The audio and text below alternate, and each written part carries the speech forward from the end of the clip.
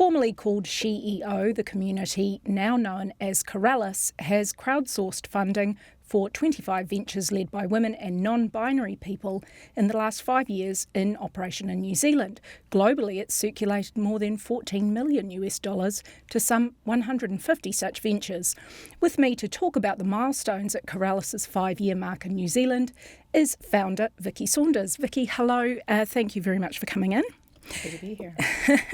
Now, you're here on Coralus Business, amongst other things. What are you here to do? Well, one of the things, first of all, we're so happy to be able to travel again Yes. and to see you after 3 years. It's been 3 years since I've been here.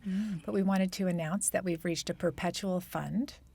And what that means is we have 5-year loans that are going out to businesses at 0% interest. And the first group of ventures who money was loaned to have paid back that money. So we've been doing this for 5 years. So now we have a full cycle, and this money will just keep rolling forward. We have a 95% payback rate on the money. So it's gone out to different ventures who have paid it back over time, and it's now in full circulation. So it will be here for generations to come. Right. Why? I mean, startups are risky by their very nature. How do you have such a high payback Isn't rate? it amazing? Yeah. Well, so one of the things is we have lots of different versions of what is success. So we're not just looking for someone to 10x and be a unicorn, which is what most of the world is looking for. We're very happy with a payback rate. If it takes you a little bit longer because things have been tough, which it has been during COVID, Yes. then we're flexible on that. So that's one thing. And then the other part that's really unique about us, it's not just a loan and then over to you, figure it out yourself. You get access to this incredible community. And we've had over 1,000 women in New Zealand who've contributed to this fund. And so they're all resources to the businesses that they select themselves. And so if someone needs an intro or someone needs some advice or some help with cash flow issues that are going on, you can reach out to the community. And so that ecosystem-based approach has been very, very successful. And we wanted to show there's another way to support startups besides the way that we just do, which is like, here's a check, over to you. So to compare it with Canada, for example, the companies that come up for funding, how are they different, the ones that are chosen? How are they more or less different to what is chosen in New Zealand?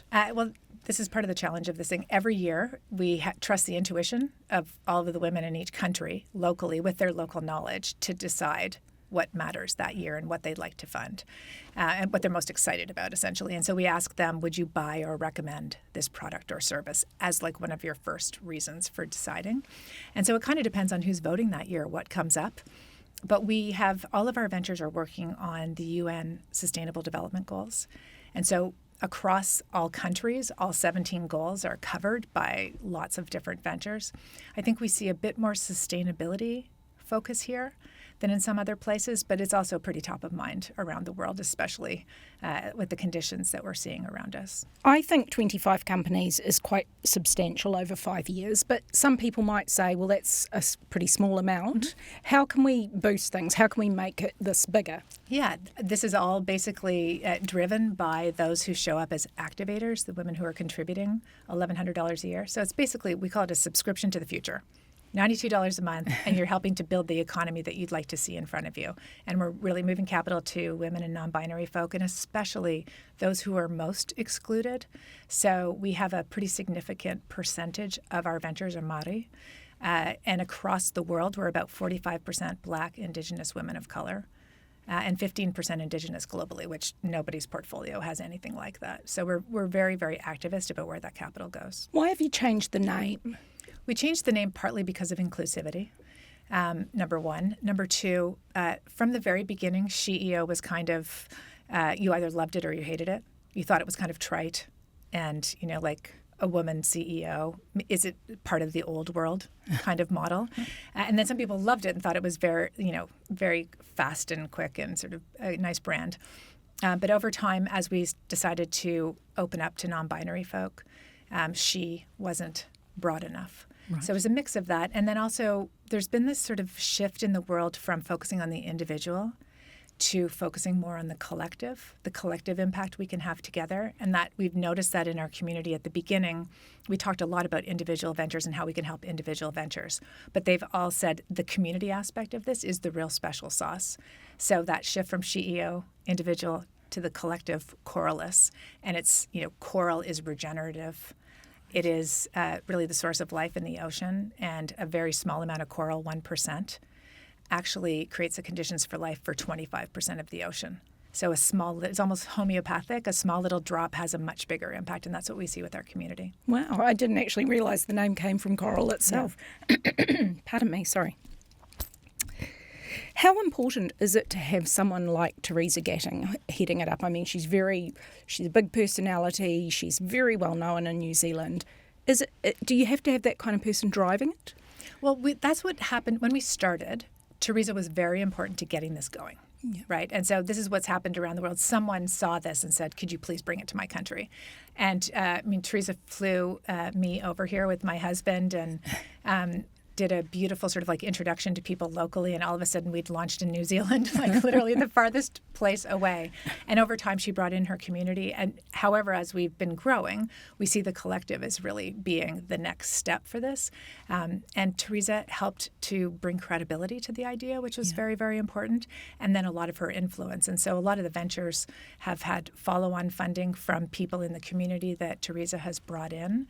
And really grown that support. And I feel like we've been quite catalytic in the ecosystem. This idea has led to lots of other funding going on for women as we've raised awareness. So it was wonderful to have her started, and now the collective is kind of taking over. Yeah.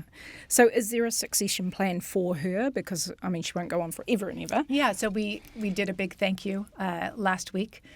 For all that she's done to get this going. She'll still obviously be very involved and be an activator for life. But we have a whole group, mostly led by ventures, that are going to take it to the next level, which is really good. So you're taking out the CEO kind of thing. Yeah, we're moving much more to all of us are adding a little bit to create this community together, and we come from all kind of different walks of life. We have women who are living in homes for older people that love to keep their brain active doing this. Literally, that's a quote from one of our activators, through to young ones who are in high school. So mothers, daughters, and grandmothers all kind of contributing to find the businesses that they're most excited about and then supporting them. So in New Zealand, is there a need for more activators or more ventures or both? Both. Yeah. I mean, there always is. And so for anyone who's listening to this and would like to be an activator, we'd love to have you as part of the community. You don't need any expertise. You just have this desire, like, this sounds fun, I'd like to be part of it. You can show up on your own terms. And then the whole community is out there looking for where are the businesses in our community that we're excited about, and encourage them to apply so that we can support them and help them grow. In some developing countries, there is such an idea, microfinancing and that kind of thing. Did you take the idea from that, or how has that influenced it? Yeah, this idea has come from a lifetime of trying to figure out how to redesign supports for women entrepreneurs, because the numbers are still the same. Basically 2% of capital goes to 51% of the population. And it's statistically impossible for that to occur. So this is right in front of us, a mirror being held up saying, the structures and systems we have in place are creating the results.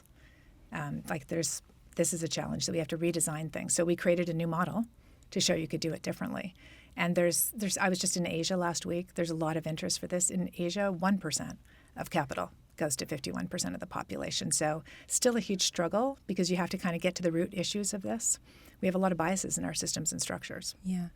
I mean, obviously that's a huge mountain to climb. Putting that aside, is there anything that could happen tomorrow that would change that statistic? We could decide to redefine what success looks like. I mean, I think we're caught in a really strong mono-narrative of you have to go big or you should go home. Yeah. That you need to go win the whole market to be successful these days. We have 5 people on the planet who have the same wealth as half the population of the world. Like the inequality that continues to sort of be the result of this economic system, I think is a big problem. And so, if we could change our mindset and shift that thinking, I think that's the big one. Do you not think sentiment is changing? I mean, eat the rich seems to be more and more of a popular sentiment, really. Oh, I think that during COVID in particular, we just saw a huge shift in awareness for people. And I think there's now this shouldn't be the way it is. There's more of that feeling.